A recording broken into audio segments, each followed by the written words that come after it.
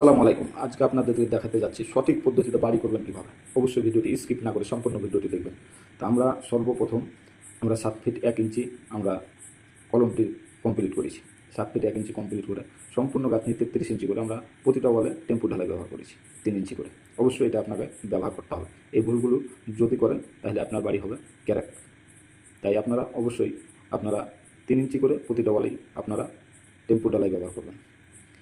দ্বিতীয়ত আমরা টেম্পো ডালার উপর থেকে প্রতিটা রুমে আমরা জানলা ওপেন করেছি 4 ফিট বাই 4 ফিট, হাইটও 4 ফিট, সাইডও 4 ফিট 1 ইঞ্চি।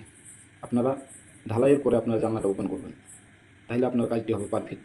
পারফেক্ট কাজ করতে হলে অবশ্যই পারফেক্ট নিয়ম মেনে কাজ করতে হবে।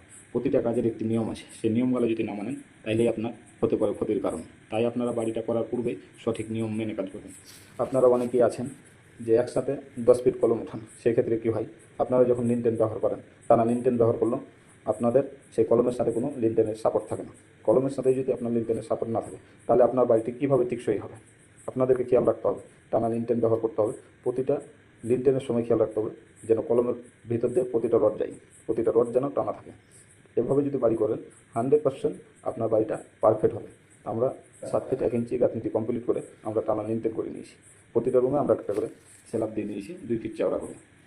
তো আমাদের মোট বাড়িটির হচ্ছে 999 স্কোয়ার ফিটের ভিতরে 3টি বেডরুম, 2টি বাথরুম, 1টি কিচেন রুম, 1টি ডাইনিংয়ের স্পেস। আপনাদেরকে সম্পূর্ণ ভিডিওটি ঘুরিয়ে দেখাবো। আপনারা ভিডিওটি ধৈর্য সহকারে দেখবেন।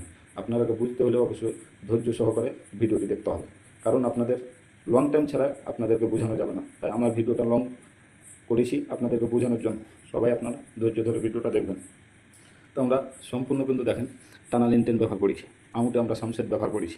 অনেকেই আছেন আপনারা জানালায় সামসেট ব্যবহার করেন না, সেক্ষেত্রে কী হয়, আপনারা যে গ্রিলগুলো ব্যবহার করেন সেই গ্রিলগুলো যে বৃষ্টির পানি যেয়ে গ্রিলগুলো দূরত্ব মুচ্ছে ধরে নষ্ট হয়ে যায়। অবশ্যই আপনাদের আউটে সামসেট ব্যবহার করতে হবে। সামসেট আপনার জানালার গ্রিল আপনার নিরাপদ রাখে, বৃষ্টির পানি হলে সেই জানালাটাকে সেফটি রাখে। তাই আপনারা যখনই বাড়ি করবেন আউটে অবশ্যই জানালায় লিনটেন কিছু বাজেট কমানোর জন্য আপনারা টানা লিনটেন ব্যবহার। আমরা সম্পূর্ণ কিন্তু আপনার স্বপ্নের বাড়িটা কিছু বাজেটের জন্য আমরা কিন্তু ফার্স্ট সিঁড়িটা আমরা করে নিলাম। এটা আমাদের সিঁড়ির রড বাঁধা কমপ্লিট। আর এটা হচ্ছে এই রুমের বাথরুম। মোট দুটি রুমই কিন্তু অ্যাটাচ বাথরুম।